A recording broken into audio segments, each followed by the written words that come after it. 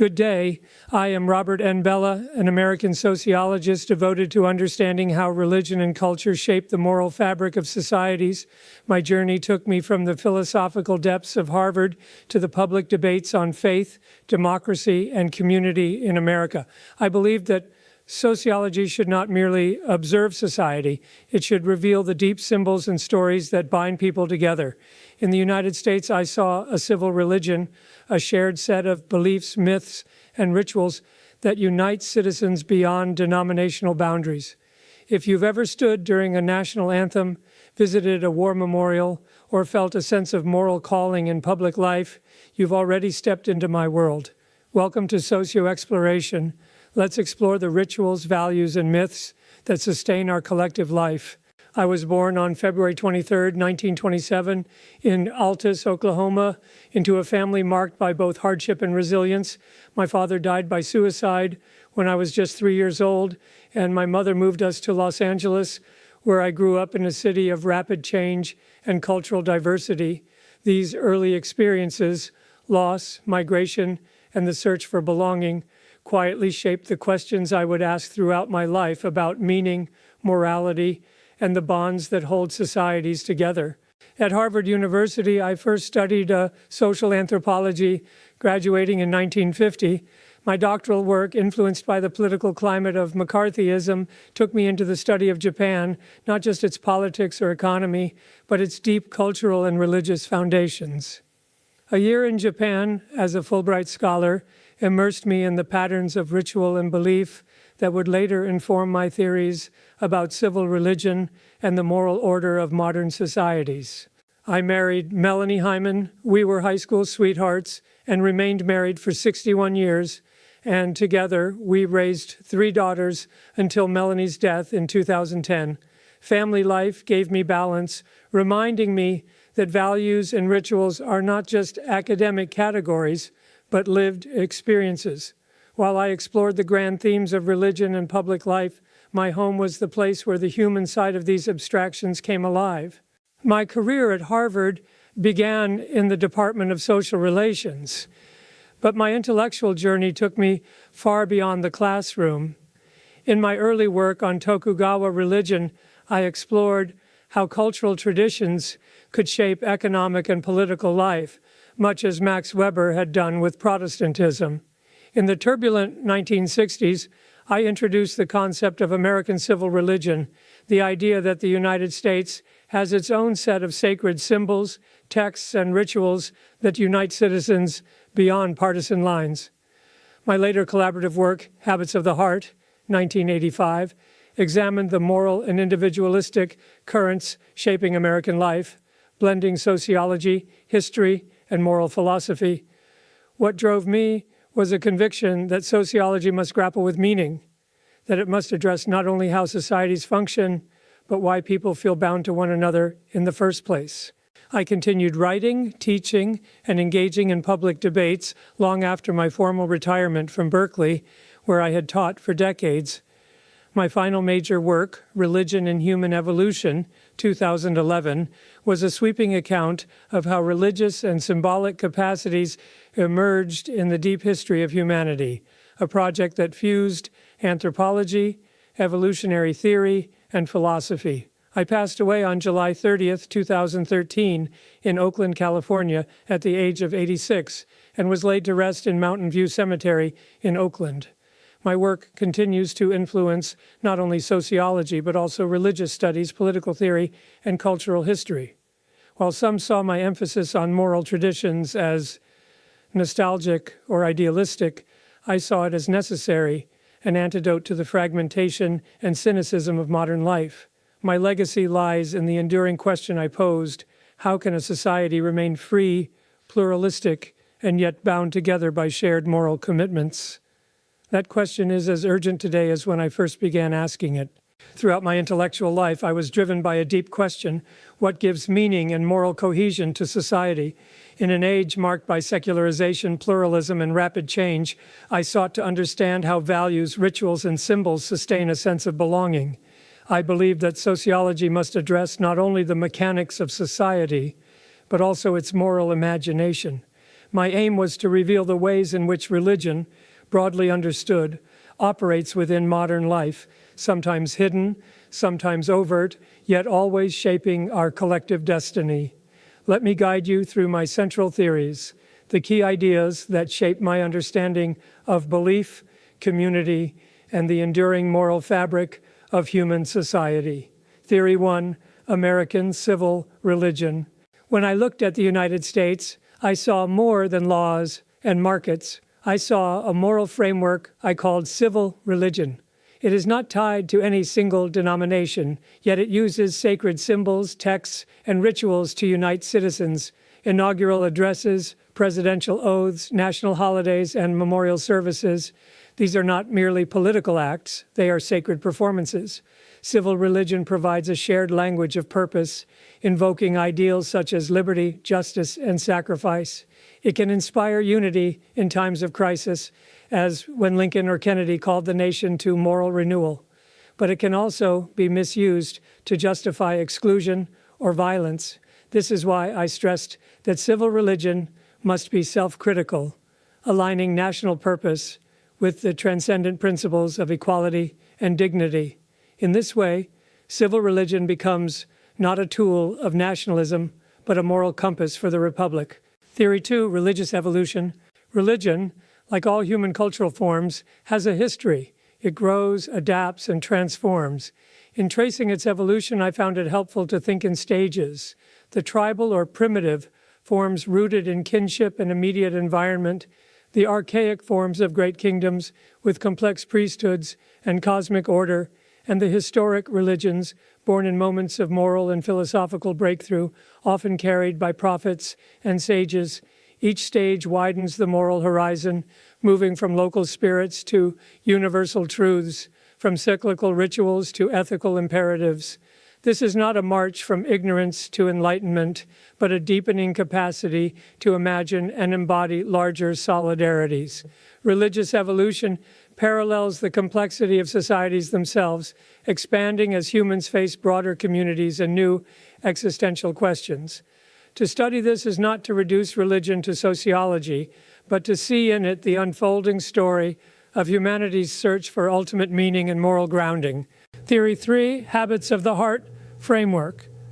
In Habits of the Heart, we sought to understand the moral languages Americans speak. Two strands of individualism emerged. Utilitarian individualism views life as a series of choices aimed at maximizing personal gain and efficiency. Expressive individualism prizes self-discovery and authenticity, being true to one's inner voice. Both have virtues. The former drives initiative and responsibility. The latter fosters creativity and dignity. Yet both, when untethered from deeper commitments, can erode community bonds. We also found other traditions, biblical and civic republican, that remind us of covenant, sacrifice, and the common good. The challenge is not to discard individualism, which is part of America's genius, but to integrate it with traditions that bind us to one another. Only then can the self flourish without the community withering, and the community endure without crushing the self. Theory 4, community versus individualism. Modern democracies often face a moral tension, how to honor personal autonomy while sustaining the communal bonds that make freedom possible. Excessive individualism risks isolation, fragmentation, and the loss of shared purpose. Excessive communal control risks conformity, oppression, and the stifling of personal conscience. I have argued for a moral and civic balance in which the rights of the individual are preserved within a framework of mutual obligation. This requires more than laws. It demands a shared moral vision, cultivated through institutions, narratives, and practices that remind us of our interdependence. Community and individualism are not opposing forces to be reconciled once and for all. They are twin poles in a continual moral negotiation. In that tension lies the dynamism of democratic life, and it is our task to keep it creative rather than destructive, nurturing both the dignity of the person and the health of the whole. Theory 5, moral ecology concept. A society is not sustained by laws and markets alone. It lives within a moral ecology, a shared framework of values that guide behavior and give meaning to life. This moral ecology can be rooted in religious traditions, civic ideals, or some combination of both. It is the invisible environment that nurtures trust, cooperation, and mutual respect.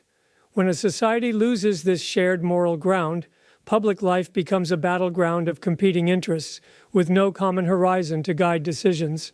My concern has been that modern pluralism, while a source of vitality, also risks eroding the very frameworks that hold us together. To sustain moral ecology in a diverse society requires active cultivation, moral education, civic rituals, and institutions that embody our highest values. Without such care, the social fabric frays, and freedom degenerates into license, while community collapses into distrust. My lifelong pursuit was to understand how moral visions and symbolic systems shape societies. I believed that religion, in its broadest sense, was not a relic of the past, but an enduring force in human life, capable of both uniting and dividing. My aim was to explore how beliefs, rituals, and shared narratives sustain meaning, integrate communities, and guide collective action. Across my career, I worked to show that sociology cannot be complete without an understanding of the moral and symbolic dimensions of social life. Here are the works that most clearly reflect that journey. 1. Tokugawa Religion, The Values of Pre-Industrial Japan, 1957.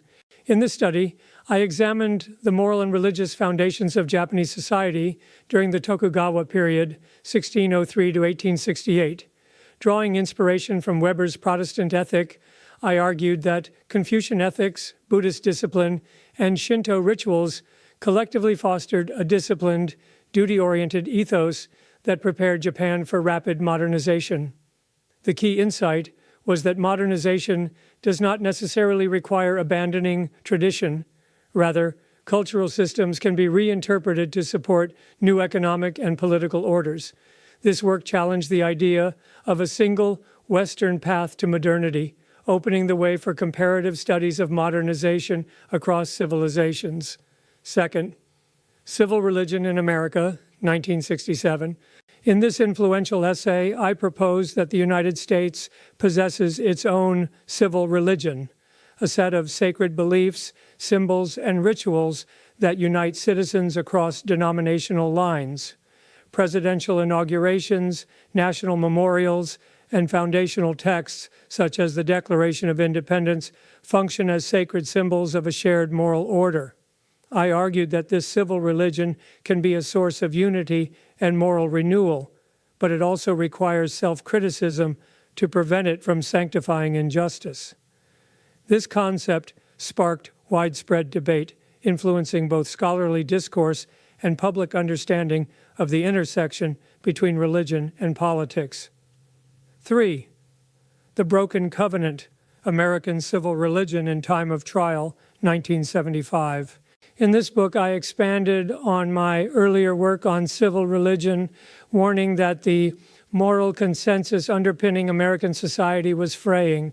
I traced the historical evolution of American civil religion and examined moments when it failed to live up to its ideals, particularly during periods of war, racial injustice, and political division. My argument was that civil religion must remain open to prophetic challenge, drawing on transcendent values to critique national shortcomings. Without this moral self-renewal, the covenant between the people and the nation risks collapse. 4. Habits of the Heart, Individualism and Commitment in American Life, 1985.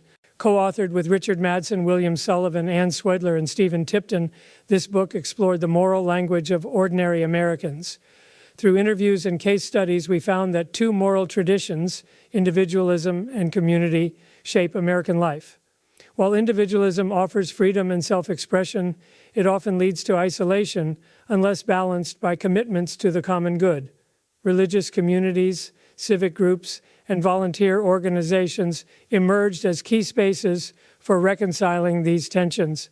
This work became a landmark in cultural sociology, offering both a critique of excessive individualism and a vision for renewing civic life. 5. The Good Society, 1991. Continuing the collaboration begun in Habits of the Heart, we examined American institutions, economy, government, and education as moral as well as functional systems. We argued that a good society is not merely efficient or prosperous, but one that fosters justice, community, and moral responsibility. Drawing on case studies and moral philosophy, we proposed ways to reform institutions so they serve the public good rather than narrow interests.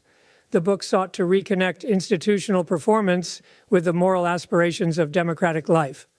6. Religion in Human Evolution, From the Paleolithic to the Axial Age, 2011. This work represented my most ambitious and wide-ranging project. Spanning millions of years, I traced the emergence of religion from early human societies to the great transformations of the Axial Age.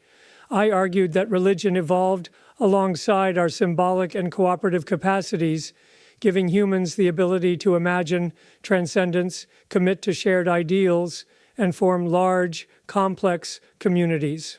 Drawing on anthropology, evolutionary biology, and comparative religion, I presented religion not as an outdated survival, but as a central element of our species' moral and cultural development. This book stands as my final statement on the enduring role of religion in human life.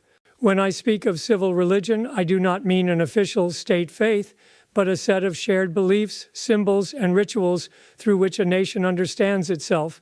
In the United States, presidential inaugurations, the reverence for the Constitution, and the invocation of God in public life all form part of this civil religion. It binds people together beyond sectarian divisions, providing a moral framework for civic life. I have argued that civil religion can inspire unity and purpose, but it can also be misused, fueling exclusion or national self-righteousness. Its health depends on our willingness to keep its symbols open to criticism and its moral claims accountable to universal ideals of justice and equality. If you found this video insightful, don't forget to like, subscribe, and click the bell icon so you never miss an update from Socio-Exploration. Your support keeps this journey alive. Thank you and have a great day.